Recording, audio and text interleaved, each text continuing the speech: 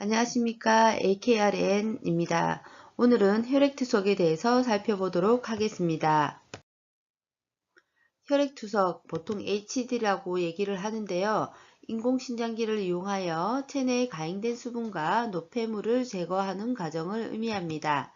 혈액투석을 받는 대상자는 CKD로 진단받고 신장 기능이 대부분 상실되어 말기 신부전으로 진행한 사람이 혈액투석을 받게 됩니다. 물론 급성신부전인 AKD로 진단을 받고 단기간 혈액투석을 받는 대상자도 있습니다. 그러면 만성콩팥병 CKD란 무엇인지 잠시 살펴보도록 하겠습니다. 만성콩팥병이란 사구체 여과율에 관계없이 콩팥 손상의 증거가 있거나 사구체 여과율이 분당 60ml 미만으로 3개월 이상 지속된 상태를 의미합니다. 여기서 잠시 용어를 살펴보고 가겠습니다.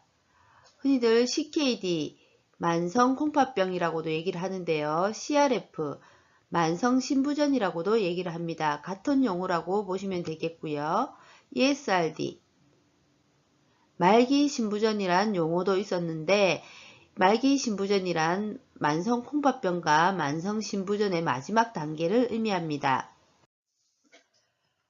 정의에서 사구체 여과율에 대한 얘기가 나왔는데요. GFR에 대해서 잠시 살펴보도록 하겠습니다.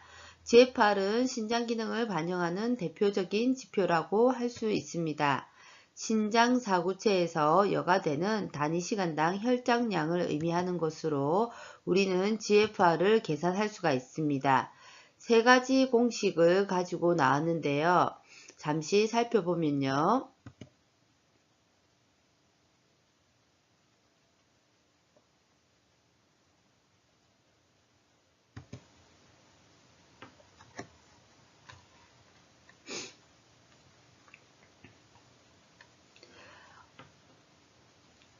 실험 크레아티닌, 그 다음 연령, 여자인지 남자인지를 대입해서 GFR을 구할 수가 있습니다. 그럼 이런 GFR에 따라서 만성 콩팥병의 단계를 나눌 수 있는데 그것을 잠시 살펴보도록 하겠습니다. 단계는 1단계에서 5단계로 나눌 수 있고요.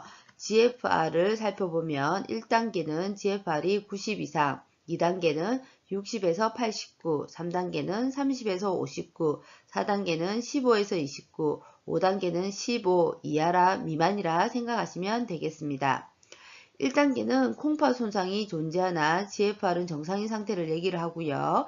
2단계는 GFR이 조금 저하된 상태를 얘기를 합니다. 3단계는 중등도 이하로 GFR이 저하된 상태이고 4단계는 고도로 저하된 상태로 신대체요법을 하기 위해서 혈관 통로를 준비해야 되는 시기라고 볼 수가 있습니다. 그리고 마지막 단계를 우리가 말기 신부전이라 얘기를 하고요. 이때부터는 신대체요법이 적극적으로 고려되어야 할 단계를 의미를 합니다. 신대체요법에 대해서 살펴보도록 하겠습니다. 신대체요법에는 신장이식과 혈액투석, 복막투석으로 나눠 볼 수가 있고요. 신장이식이란 수술을 통해서 다른 사람의 신장을 이식하는 방법을 의미를 합니다. 여기에서는 혈액투석과 복막투석의 정의를 잠시 살펴보도록 하겠습니다. 혈액투석을 일반적으로 HD라 얘기를 하고요. 인공신장기를 반투과막으로 이용하여 시행하는 투석입니다. 혈액이 체외로 나온 후 인공신장기를 통과한 후 정화된 혈액이 다시 체내로 들어가는 과정을 혈액투석이라고 얘기를 하고요. 이러한 투석 과정이 신체 내 복막을 반투과막으로 이용하여 시행하는 투석을 우리가 복막투석 PD라고 얘기를 합니다. 그럼 이런 혈액투석의 목적은 무엇인가 살펴보면요. 요독물질과 체액을 제거하는 것이 그 목적이라고 할 수가 있습니다. 우리의 신장을 생각을 하면 되겠죠. 소변, 그죠?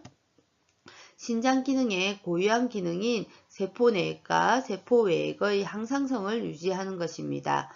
이 말은 노폐물과 가행된 수분만을 제거하는 것들이 아니라 몸의 산증을 조절한다든지 여러 가지의 다른 역할들을 하고 있다는 것을 의미를 합니다.